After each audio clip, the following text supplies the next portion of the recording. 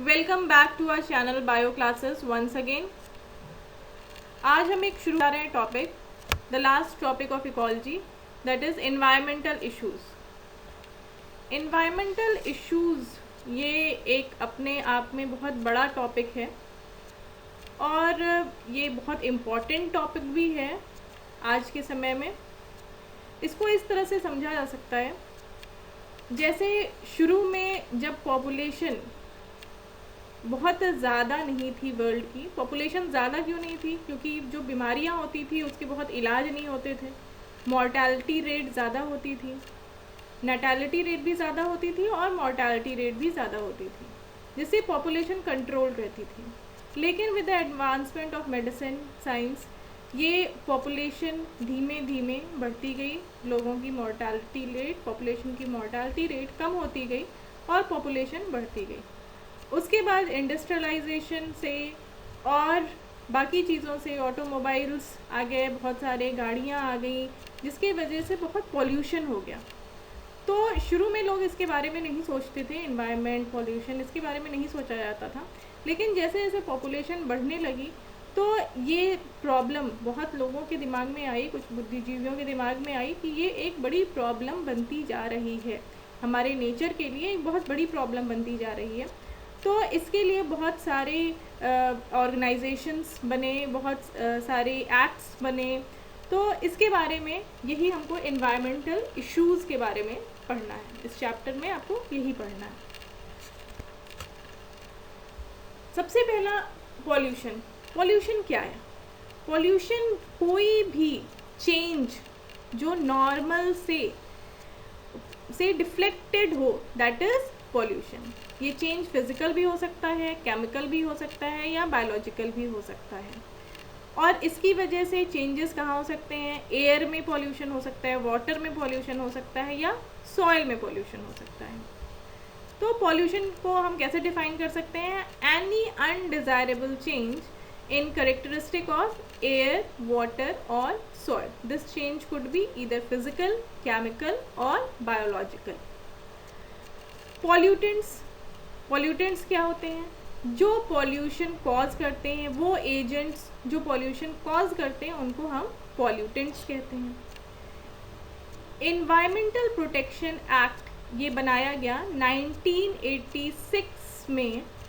ये किस लिए बनाया गया? To protect and improve the quality of the environment. Environment की क्वालिटी को प्रोटेक्ट करने के लिए और उसको इम्प्रूव करने के लिए ये एक्ट कब बनाया गया? 1986 में। अब पॉल्यूशन को हम 3 टाइप्स में डिवाइड कर सकते हैं। पहला है नेचुरल। पहले टाइप में हम पहले बेसिस पे क्या, नेचुरल और एंथ्रोपोजेनिक। नेचुरल, जो नेचुरल पोल्यूशन कॉज हो रहा है किसी वजह से, जैसे वॉल्केनिक हो गया या फॉरेस्ट फायर हो गया, ये क्या है? Natural pollution. इसमें किसी मैन का कोई रोल नहीं है, तो इसको क्या कहेंगे? Natural pollution. Anthropogenic means man की वजह से, ह्यूमंस की वजह से जो पॉल्यूशन होता है उसको कहेंगे एंथ्रोपोजेनिक। जैसे ऑटोमोबाइल्स आ जाएंगे इसमें, fossil fuels, pesticides, herbicide, insecticides, ये सारे क्या है? केमिकल्स जितने हैं, जेनोबायोटिक्स, ये सब क्या है? एंथ्रोपोजेनिक। नेक्स्ट बेसिस पे हम 2 टाइप्स में डिवाइड कर सकते हैं, पॉइंट और नॉन पॉइंट। पॉइंट मतलब जो कहीं एक सोर्स हो, जिसका एक जगह से पॉल्यूशन इवॉल्व हो रहा हो, उसको हम कहेंगे पॉइंट। और नॉन पॉइंट जो एक ब्रॉड एरिया में पॉल्यूशन क्रिएट कर रहा हो, that is non point. Point pollution का एग्जाम्पल हो सकता है जैसे सीवेज किसी कहीं से निकल रहा है, उसका एक पर्टिकुलर सोर्स है, so that is point mutation. Non point mutation जैसे कि एसिड रेन है, ओवरऑल बड़े एरिया में हो रही है, स्नो मेल्ट हो रहा है, सेडिमेंट इरोजन है, सॉइल में, लैंड में, बड़े एरिया में फर्टिलाइजर्स हैं, दैट इज नॉन पॉइंट और area source mutation, area source pollution. Next basis is primary and secondary में डिवाइड कर सकते हैं। प्राइमरी क्या है? प्राइमरी वो पॉल्यूटेंट जो डायरेक्टली बनता है जो सीधे ऑटोमोबाइल से निकल रहा है, ये जो सीधे इंडस्ट्रीज से निकल रहा है, वो है प्राइमरी पोल्यूटेंट। सेकेंडरी पोल्यूटेंट वो है जो पोल्यूटेंट फिर वो एनवायरनमेंट से इंटरैक्ट करके कुछ नया बनाता है, उसको कहते हैं सेकेंडरी पोल्यूटेंट। जैसे प्राइमरी पोल्यूटेंट में इस पिक्चर में देखिए, प्राइमरी पोल्यूटेंट में है carbon monoxide, sulphur dioxide, carbon dioxide, NO2, ये सारे क्या हैं? Primary pollutant. सेकेंडरी पोल्यूटेंट जब ये एटमॉस्फेरिक गैसेस से इंटरेक्ट करके दूसरे पोल्यूटेंट, दूसरी टाइप्स ऑफ गैसेस बनाती हैं, जैसे ओजोन है, पैन है, H2SO4, HNO3, these are secondary pollutant. Smog, smog क्या होता है? जब अल्ट्रावायलेट लाइट रिएक्ट करती है, किससे? जब अल्ट्रावायलेट लाइट रिएक्ट करती है NO2 से इन एटमॉस्फेयर, तो ये स्मॉग बनाती है। स्मॉग बनाती है। ये स्मॉग क्या होते हैं? ब्राउन हेजी होते हैं, जिससे ये सुबह के वक्त और शाम के वक्त ज़्यादा दिखाई देंगे, ज़्यादा प्रोमिनेंट होंगे और वार्मर सिटीज़ में ज़्यादा होंगे। जैसे दिल्ली में आपने सुना होगा स्मॉग बहुत बढ़ जाता है, जब विंटर्स आते हैं स्मॉग बहुत बढ़ जाता है। या जब वो भी कब बढ़ता है? मॉर्निंग में और इवनिंग में बढ़ता है। तो ये बनते कैसे हैं? जब ये नाइट्रोजन ऑक्साइड जब अल्ट्रावायलेट रेज से रिएक्ट करती हैं। Next is fog.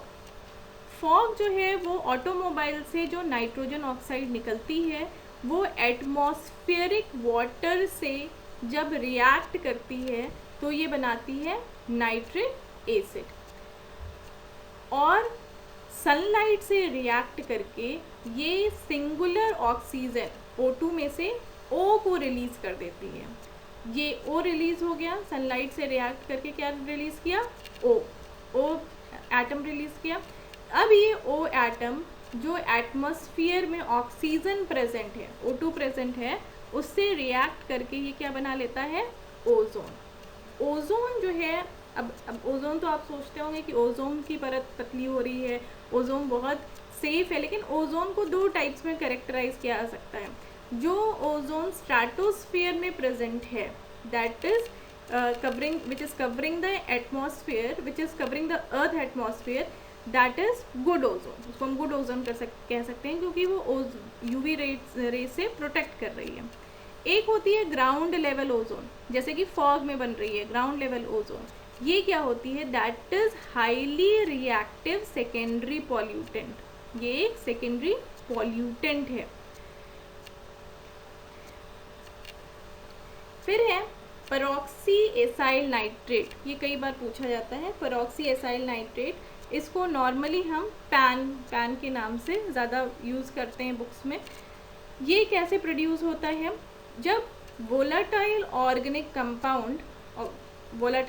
कंपाउंड्स जो रिलीज होते हैं ऑटोमोबाइल से, ये रिएक्ट करते हैं नाइट्रोजन ऑक्साइड से।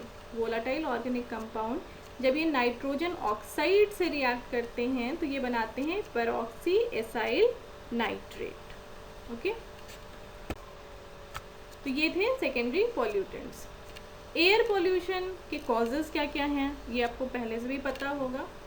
जैसे कि थर्मल पावर प्लांट्स हैं जहाँ से एनर्जी बनती है, फिर स्मेल्टर्स हैं, चिमनियाँ हैं, ऑटोमोबाइल्स, एयरक्राफ्ट्स, पॉलन डस्ट बहुत से प्लांट्स के पॉलन डस्ट, जैसे लास्ट चैप्टर में हमने पढ़ा था पार्थेनियम ग्रास का पॉलन डस्ट, ये क्या है? एलर्जी प्रोड्यूस करता है, तो ये इसका पॉलन डस्ट। और कुछ पाइनस प्लांट्स के भी pollen dust which causes allergy. तो इस तरह के बहुत सारे पॉलन ग्रेन्स होते हैं जो एलर्जी कॉज करते हैं, ये भी क्या करते हैं? एयर पॉल्यूशन में पार्टिसिपेट करते हैं। स्मोक, कार्बन मोनोऑक्साइड, ये मेजर एयर पॉल्यूटेंट है।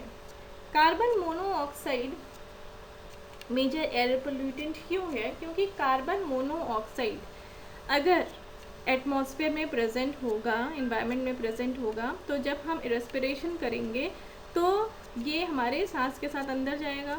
जब हम सांस लेते हैं तो ऑक्सीजन जो भी एयर में प्रेजेंट है वो सारी गैसेस हमारे अंदर जाती हैं। कार्बन डाइऑक्साइड भी जाएगी, CO भी जो भी प्रेजेंट है, अगर कार्बन मोनोऑक्साइड प्रेजेंट है तो वो भी जाएगी, ऑक्सीजन भी जाएगी, नाइट्रोजन भी जाएगी। लेकिन हम इसमें से एब्जॉर्ब क्या करते हैं, बॉडी एब्जॉर्ब क्या करता है, ऑक्सीजन को एब्जॉर्ब करता है। लेकिन अगर कार्बन मोनोऑक्साइड प्रेजेंट होगी तो carbon monoxide that is 200 times more readily that combines with haemoglobin. Carbon monoxide oxygen से अगर हम कंपेयर करें तो 200 टाइम्स फास्टर ये बाइंड कर जाती है हीमोग्लोबिन से। हीमोग्लोबिन ब्लड में जो प्रेजेंट होता है, जो आपका ऑक्सीजन ट्रांसपोर्ट पे मदद करता है। तो ये कार्बन मोनोऑक्साइड जब हीमोग्लोबिन से कंबाइन करेगी तो ये बनाएगी कार्बोक्सी हीमोग्लोबिन। कार्बन डाइऑक्साइड भी हीमोग्लोबिन से बाइंड करती है। ये क्या बनाती है, ये हमने लास्ट ईयर पढ़ा है, ये बनाती है carb amino haemoglobin. Carbon monoxide बनाती है कार्बोक्सी हीमोग्लोबिन और कार्बन डाइऑक्साइड बनाती है कार्ब अमीनो हीमोग्लोबिन। ओके, अब है पॉल्यूटेंट्स में पार्टिकुलेट मैटर।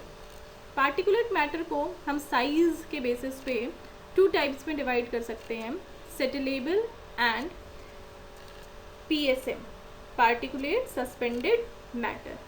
सेटलेबल जो धीमे धीमे सेटल हो जाती है। सेटल क्यों हो जाएगी, क्योंकि इसकी साइज़ बड़ी है। जब साइज़ बड़ी है तो धीमे धीमे ग्रेविटी की वजह से ये सेटल हो जाएगी। इसकी साइज़, इन पार्टिकल्स की साइज़ 10 माइक्रोमीटर से बड़ी होती है। और PSM, पार्टिकुलेट सस्पेंडेड मैटर, ये हवा में तैरते रहते हैं और इनकी साइज़ 10 माइक्रोमीटर से कम होती है। तो इसमें हार्मफुल ज़्यादा कौन होगा, जो हवा में तैरता रहेगा, वही हम सांस से अंदर ले लेंगे। तो इसमें PSM जो सेटलेबल है वो उतनी हार्मफुल नहीं है, जो पार्टिकुलेट सस्पेंडेड मैटर है वो ज़्यादा हार्मफुल है। इसी को CPCB जो है वो कंट्रोल बोर्ड है इंडिया का, central pollution control board, Delhi में प्रेजेंट है। और इन्होंने बताया कि साइज़ 2.5 माइक्रोमीटर या इससे छोटे डायमीटर के जो पार्टिकल्स हैं वो ह्यूमन हेल्थ को ज़्यादा हार्म करते हैं। अब है types of particulate matter. Types of particulate matter में पहला एरोसोल। एरोसोल मतलब वो है जो हवा में उड़ जाता है, उसको हम क्या कहते हैं, एरोसोल। जैसे कि पेट्रोल है, डीजल है, अगर हम इसको खोल दें तो ये वॉलेटाइल हैं, ये हवा में उड़ जाते हैं, इनके पार्टिकल्स हवा में निकल जाते हैं। ये लिक्विड पार्टिकल्स, स्मॉल पार्टिकल्स जो हैं वो हवा में तैरने लगते हैं। तो ये क्या है, एरोसोल। जैसे कि डिओड्रेंट है, ये भी क्या है, एरोसोल। हिट स्प्रे है, ये भी क्या है, एरोसोल। तो ये पार्टिकुलेट मैटर, ये भी क्या है, पॉल्यूटेंट, एयर पॉल्यूटेंट है। स्मोक जो होता है वो अनबर्न्ड कार्बन पार्टिकल्स, जब हम लकड़ी जलाएं या कोई कूड़ा जलाएं तो कुछ ब्लैक पार्टिकल्स हवा में उड़ते हुए दिखाई देते हैं, ये क्या है, smoke, that is unburned carbon particles. बहुत से हैजार्डस एलिमेंट्स जैसे कि arsenic, beryllium, cadmium, chromium, lead, manganese, nickel, ये भी क्या है, पार्टिकुलेट मैटर है। Dust and mist, pollen grains की बात हम कर चुके हैं। सिस्ट जो हो सकता है, ये फंजाई का सिस्ट हो सकता है, जो आपके इन्वायरमेंट में प्रेजेंट हो, ये इनहेल आप कर लें नाक से, that is air pollutant. Bacterial spores, that is also air pollutant. अब ये बहुत इंपॉर्टेंट पार्ट है, control of air pollution. Control of air pollution है, पहला हम पढ़ेंगे कैटालिटिक कन्वर्टर, दूसरा पढ़ेंगे इलेक्ट्रोस्टैटिक प्रेसिपिटेटर और तीसरा पढ़ेंगे स्क्रबर। कैटालिटिक कन्वर्टर की पिक्चर मैंने रखी है आपके स्लाइड में। इसमें देखिए कैटालिटिक कन्वर्टर आपकी गाड़ियों में प्रेजेंट होता है, चाहे वो 2 व्हीलर हो या 4 व्हीलर हो, इस तरह का एपरेटस आपके गाड़ी में होता है। ये क्यों होता है, ये इसलिए होता है कि ये हार्मफुल जो गैसेस हैं उनको कन्वर्ट कर देता है जो नॉन हार्मफुल गैसेस में। ये ऑटोमोबाइल्स में प्रेजेंट होते हैं। इसमें मटेरियल प्रेजेंट होता है। मटेरियल, ये किस मटेरियल का बना होता है, प्लैटिनम, पैलेडियम एंड रोडियम। और इसकी लाइफ बढ़ जाए इसके लिए हमको पेट्रोल कैसा यूज़ करना चाहिए, अनलेडेड पेट्रोल, वो पेट्रोल जिसमें कि लेड प्रेजेंट ना हो। अनलेडेड पेट्रोल क्यों यूज़ करना चाहिए? लेडेड पेट्रोल जो होता है वो लेड रिलीज़ करता है। जब ये लेड रिलीज़ करता है तो ये लेड के वजह से ये जो इसमें एलिमेंट्स प्रेजेंट हैं इनको ये हार्म कर देता है, जिसकी वजह से कैटालिटिक कन्वर्टर जल्दी ख़राब हो जाता है। जब इसमें हम अनबर्न्ड, एक तरफ से नीचे वाला पिक्चर देखिए, इसमें जब हार्मफुल गैसेस पास करती हैं, कार्बन मोनोऑक्साइड या NO जब पास कर रही है तो NO2 पास कर रही है तो ये इसको कन्वर्ट कर दे रहा है कार्बन डाइऑक्साइड में, N2 में और H2O में, मतलब कि लेस हार्मफुल गैसेस में इसको ये कन्वर्ट कर देता है। ये फंक्शनिंग है किसकी? कैटालिटिक कन्वर्टर की। नेक्स्ट हम बात करेंगे इलेक्ट्रोस्टैटिक प्रेसिपिटेटर। इलेक्ट्रोस्टैटिक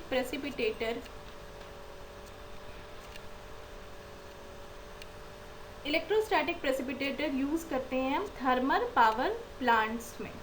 ये इलेक्ट्रोस्टैटिक प्रेसिपिटेटर ये 99% पार्टिकुलेट मैटर को रिमूव कर देता है। जो एग्जॉस्ट निकलता है थर्मल पावर प्लांट से उसके 99% पार्टिकुलेट मैटर को ये रिमूव कर देता है। इसमें होता क्या है? इसकी फंक्शनिंग के लिए आप सेकेंड डायग्राम देखिए। इसमें दो इलेक्ट्रोड्स बनाए गए हैं, एक नेगेटिव है जो ब्लू कलर से रिप्रेजेंट किया गया है और एक पॉजिटिव है जो ब्लैक कलर से रिप्रेजेंट किया गया है। जो ब्लू कलर से रिप्रेजेंट किया गया है दैट इज़ नेगेटिव। अब इसको हम करंट प्रोवाइड करते हैं, इस बैटरी के थ्रू, इलेक्ट्रिसिटी के थ्रू करंट प्रोवाइड करते हैं। हाई वोल्टेज करंट प्रोवाइड किया जाता है और जब ये हाई वोल्टेज करंट प्रोवाइड किया जाता है इस पर तो यहाँ ये बहुत ज़्यादा गर्म हो जाता है, रेड हो जाता है। अब जब ये रेड हो जाता है तो ये इलेक्ट्रॉन्स निकालने लगता है, जिसी को हम क्या कहते हैं? कोरोना। इसको हम क्या कहते हैं? कोरोना। ये इलेक्ट्रॉन्स निकालने लगता है। जिस साइड से आपने नेगेटिव इलेक्ट्रॉन लगाया हुआ है उसी साइड से जो एग्जॉस्ट की एयर है, एरो से शो किया गया है, उसी साइड से एग्जॉस्ट की एयर को धीमे से पास किया जाता है। पहले उसकी वेलोसिटी को कम कर दिया जाता है, उसको धीमे से उस तरफ से नेगेटिव चार्ज की तरफ से पास किया जाता है। जब नेगेटिव चार्ज की तरफ से पास करते हैं तो जो इसके डस्ट पार्टिकल्स होते हैं वो नेगेटिव चार्ज हो जाते हैं, ये इलेक्ट्रॉन्स पर चिपक जाते हैं और ये चार्ज हो जाते हैं, नेगेटिवली चार्ज हो जाते हैं। तो ये नेगेटिव चार्ज डस्ट पार्टिकल्स हो जाते हैं और जब ये फ्लो करते हुए आगे जाते हैं पॉजिटिव इलेक्ट्रोड की तरफ तो ये पॉजिटिव इलेक्ट्रोड पे चिपक जाते हैं, क्योंकि डस्ट पार्टिकल्स क्या हो गए? नेगेटिव चार्ज हो गए, तो ये उधर जाएंगे ब्लैक वाले इलेक्ट्रोड से जो कि पॉजिटिवली चार्ज है, तो उस पर वो चिपक जाएंगे। तो अब जो गैस बाहर निकलेगी वो क्या होगी? इन सॉलिड पार्टिकल से फ्री होगी। तो 99% अराउंड पार्टिकुलेट मैटर जो है वो इलेक्ट्रोस्टैटिक प्रेसिपिटेटर से रिमूव हो जाता है। ये पहला फिगर आपका देखिए कितना बड़ा इलेक्ट्रोस्टैटिक प्रेसिपिटेटर है और इसके थ्रू इतनी बड़ा सेटअप किया जाता है केवल इसलिए कि पार्टिकुलेट मैटर को रिमूव कर दिया जाए। लेकिन बहुत से इंडस्ट्रीज इसका यूज़ नहीं करती हैं और डायरेक्टली इसको हवा में छोड़ देती हैं। तीसरा है स्क्रबर। स्क्रबर क्या करता है? ये सल्फ़र डाइऑक्साइड को रिमूव करता है। जो एयर में सल्फ़र डाइऑक्साइड है उनको रिमूव करता है। इंडस्ट्रीज़ के साथ इसको भी लगाया जाता है कि सल्फ़र डाइऑक्साइड को रिमूव करें। इसमें पिक्चर में देखिए, इसमें एक जगह लिखा है इनलेट फॉर पॉल्यूटेड गैस। यहाँ से पॉल्यूटेड गैस को अंदर डाला जाता है। ऊपर से इनलेट फॉर वाटर, जहाँ लिखा है इनलेट फॉर वाटर या फिर लाइम वाटर, लाइम वाटर को ऊपर से नीचे स्प्रे करते हैं। ऊपर से नीचे लाइम वाटर स्प्रे हो रहा है, फाउंटेन की तरह से ऊपर से नीचे स्प्रे करते हैं और नीचे से पॉल्यूटेड एयर आ रही है। तो ये पॉल्यूटेड एयर में जो SO2 है वो लाइम वाटर के साथ रिएक्ट करके CaSO4 बना लेता है। अब ये CaSO4 नीचे के आउटलेट से बाहर निकाल दिया जाता है और साफ एयर निकल जाती है। ठीक है, तो ये काम है स्क्रबर का। स्क्रबर क्या करता है? ये SO2 की इम्प्योरिटी को रिमूव करता है। अब हम पढ़ेंगे कुछ केस स्टडी। केस स्टडी में पहला 1990 में दिल्ली को रैंक दिया गया 4th among 41 most polluted cities of India में। ये सब आपको, ये केस स्टडी आपको याद करनी पड़ेगी। PIL फाइल किया गया इसके अगेंस्ट PIL क्या था, पब्लिक इंटरेस्ट लिटिगेशन फाइल किया गया सुप्रीम कोर्ट में against pollution. On that decision इस सुप्रीम कोर्ट ने डिसाइड किया कि दिल्ली में केवल CNG मोड से ही गाड़ियाँ चलेंगी। और ये कब डिसाइड किया गया, 2002 में, कि CNG मोड से ही गाड़ियाँ चलेंगी, पेट्रोल डीजल से नहीं चलेंगी। CNG मोड से फ़ायदा क्या है, ये जो है CNG जो है मोर एफिशिएंटली बर्न करती है, पेट्रोल और डीजल से सस्ती होती है। और जैसे पेट्रोल में अडल्टरेशन ऐड कर देते हैं, कुछ इम्प्योरिटीज़ ऐड कर देते हैं, जैसे केरोसिन ऑयल ऐड कर देते हैं, CNG में ऐड करना आसान नहीं है, ये ऐड नहीं कर सकते इसमें जल्दी। लेकिन कुछ डिसएडवांटेजेस भी हैं CNG के, जैसे कि इसको जब ट्रांसपोर्ट करना होगा, तो ये गैस है तो इसको पाइपलाइन से ट्रांसपोर्ट करना होगा, तो इसको पूरे शहर में पाइपलाइन बिछानी पड़ेगी खोद करके, तो ये सरकार के लिए बहुत बड़ी दिक्कत है। दूसरे मेजर्स जो दिल्ली गवर्नमेंट ने लिए कि उन्होंने कहा कि आप ओल्ड व्हीकल को हटाया जाए, क्योंकि ओल्ड व्हीकल के इंजन्स ख़राब होते हैं और जो ज़्यादा पोल्यूशन कॉज करती हैं।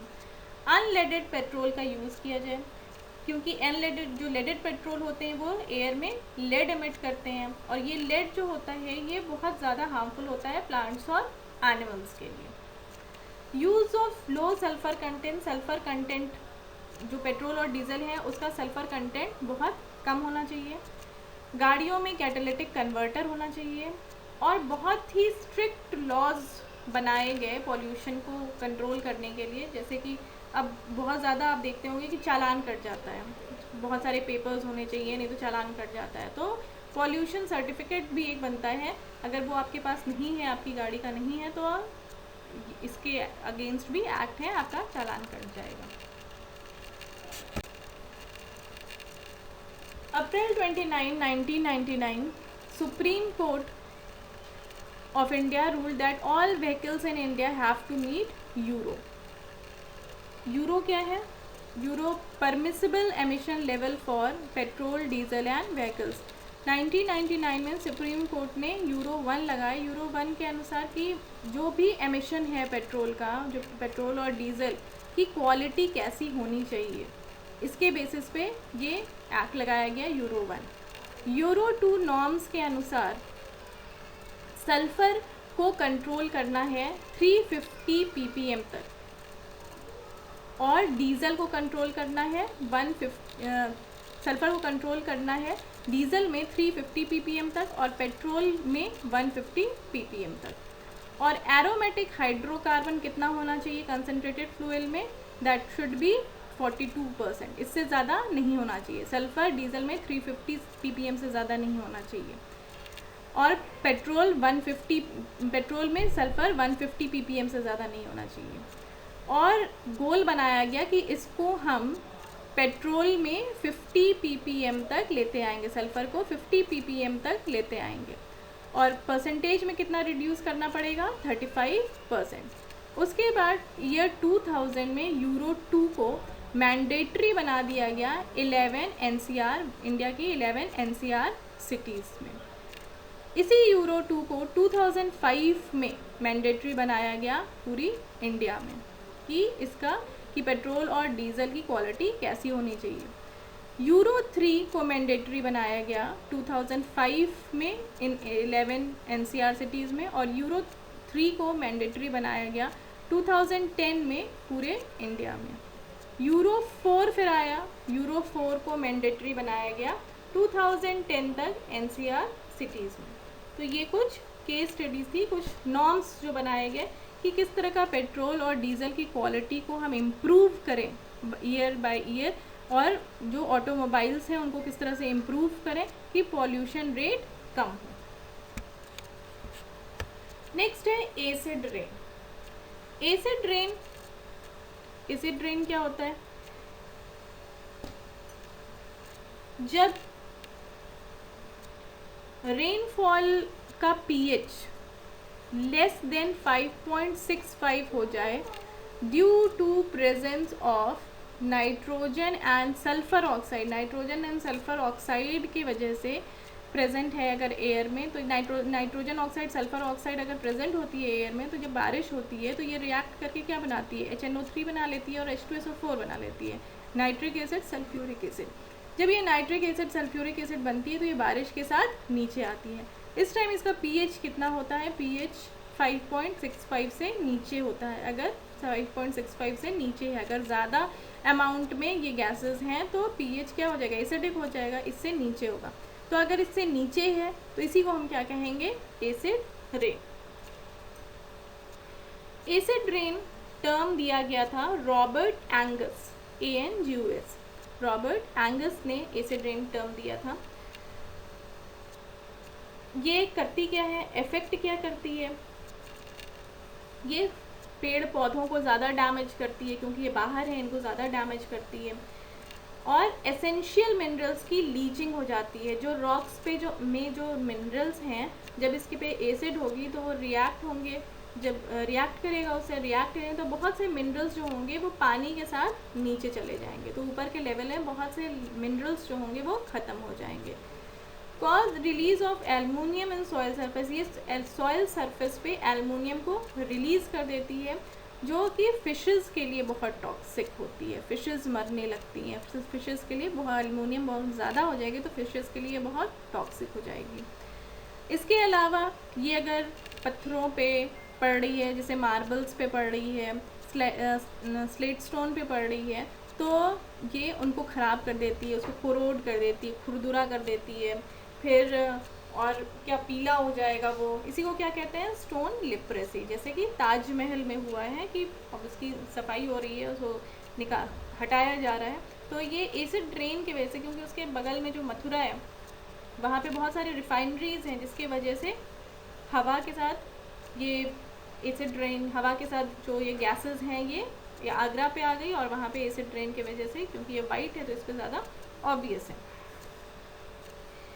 एसिड रेन का एक एग्जाम्पल है कि 2008 में जयपुर के अंदर एक एरिया है सीतापुर, जहाँ पर भारत पेट्रोलियम का कलेक्शन सेंटर था।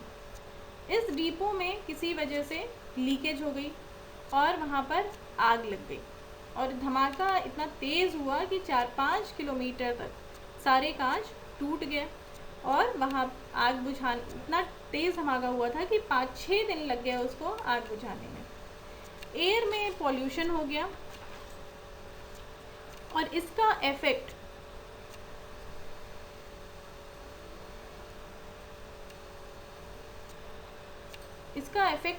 बहुत ज़्यादा हुआ। हरियाणा में भी इसका इफेक्ट हुआ, और क्योंकि हरियाणा में ये हवा के साथ जो है वो बहुत सारे स्टेट्स, उसके आसपास जितने स्टेट्स थे उस वहाँ पे ये हवा के साथ चले गए और वहाँ पे पॉल्यूशन कॉज किए।